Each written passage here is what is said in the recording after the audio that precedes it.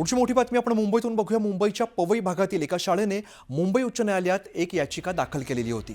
याचिका शाळेच्या शेजारी असणाऱ्या एका रस्त्यावरील अतिक्रमणाच्या विरोधात होती आणि रस्त्याच्या दोन्ही बाजूने अतिक्रमण असून झोपडपट्टी उभारल्याचा दावा केलेला होता। यावरती सुनावणी दरम्यान कोर्टाने पालिकेवरती ताशेरे उडवत म्हटलंय की तुम्ही अतिक्रमण करणाऱ्यांना मुंबई शरण दिलेली आहे। नेमकं त्या ठिकाणी किती अतिक्रमण आहे याचा आढावा घेतलाय आमचे प्रतिनिधी संकेत वरक यांनी। त्यापूर्वी आपण नेमकी काय इकडची परिस्थिती आहे हे सुद्धा आपण एकदा बघूया।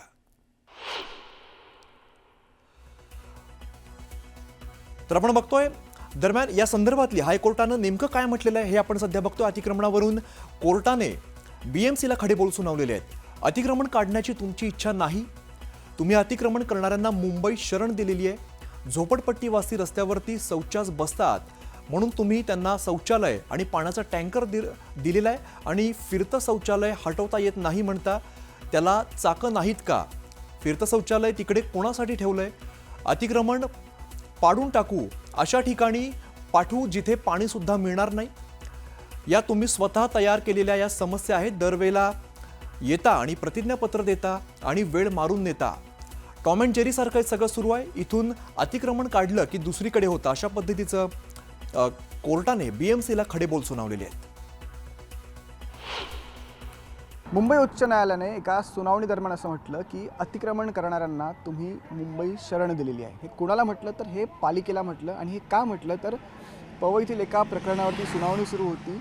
एका शाळेने याचिका दाखल केली की आमच्या शाळेच्या शेजारी रस्त्यांच्या दोन्ही बाजूला अतिक्रमण झालेलं आहे, झोपडपट्टी आहेत आणि सध्या मी त्याच पवईतील भागात आहे आणि आपण पाहू शकता रस्त्याच्या दोन्ही बाजूंना झोपडपट्टी आहे आणि हा 90 फीट रोड आहे। कुठेतरी जवळपास दोन्ही बाजूंचा जर आपण कट केला तर 10 ते 12 फुटांचा रस्ता हा झोपडपट्टी धारकांनी किंवा अतिक्रमण करणाऱ्यांनी कव्हर केलेला आहे। त्याच्यामुळे अर्थात या ठिकाणी जेव्हा शाळेच्या बसेस येतात किंवा मोठ्या गाड्या येतात तर कुठेतरी अडथळा निर्माण होतो। आपण जर पाहू शकतो दृश्यांमध्ये झोपडपट्ट्या आहेत, त्यांच्या बाहेर स्कूटर्स लागलेले आहेत, पाण्याचे ड्रम ठेवलेले आहेत, बसायला स्टूल ठेवलेले आहेत आणि याच्यामुळे अर्थात इकडे ॲक्सिडेंटचा सुद्धा धोका जास्त आहे। एखादी गाडी वेगात आली आणि घरातून जर झोपडपट्टीमधून जर कोणी बाहेर आलं तर ॲक्सिडेंटसुद्धा होऊ शकतो, अशी परिस्थिती आहे।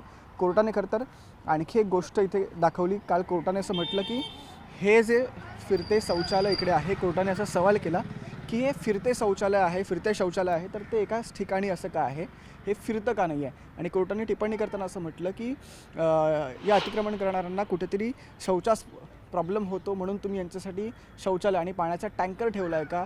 अशा कडक शब्दांमध्ये खरं तर काल कोर्टाने टिप्पणी केलेली आहे। हेच ते फिरते शौचालय आहे। काल आपण कोर्टात होतो पण आज आपण इकडे येऊन प्रत्यक्षात पाहतोय। कोर्टाने हे म्हटलं की जवळपास 2 ते 3 महिने असं वाटतं हे शौचालय इकडे आहे। तर ही सध्या इकडची परिस्थिती आहे। रस्त्यावरती अक्षरशः चालायला जागा नाही आहे आणि गाडी जाण्याचा तर प्रश्नच येत नाही आहे। एखादी मोठी बस, शाळेची बस किंवा अजून कोणतं मोठं वाहन आलं तर या रस्त्याला अर्थात ट्रॅफिक जॅम होऊ शकतो किंवा हा एक दुसरा भाग झाला। अजून आणखी एक भाग म्हणजे रस्त्यावरची घाण। एकंदरीत ह्या अतिक्रमणामुळे रस्त्यावरती घाण पण खूप जास्त प्रमाणात आहे। त्याच्यामुळे कोर्टाने सध्या पालिकेवरती ताशेरे ओढलेले आहेत आणि हे प्रकरण आता कुठपर्यंत जातं आहे, कोर्ट काय निर्णय देतं हे पाहणं महत्त्वाचं ठरणार आहे। व्हिडिओ जर्नलिस्ट सचिन कुबळेंसह मी संकेत वरक, न्यूज 18 मराठी, मुंबई।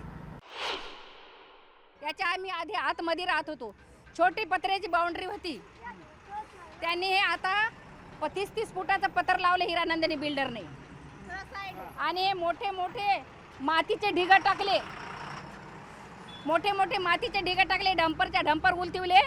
जेव्हा ते फुटपाथ तुटलं ना, फुटपाथ तुटलं तेव्हा त्यांना काय वाटलं की या साईडला या प्रायव्हेट रोडला बांधतील म्हणून हे मातीचे ढिगा रातोरात टाकले हिरानंदिनीने।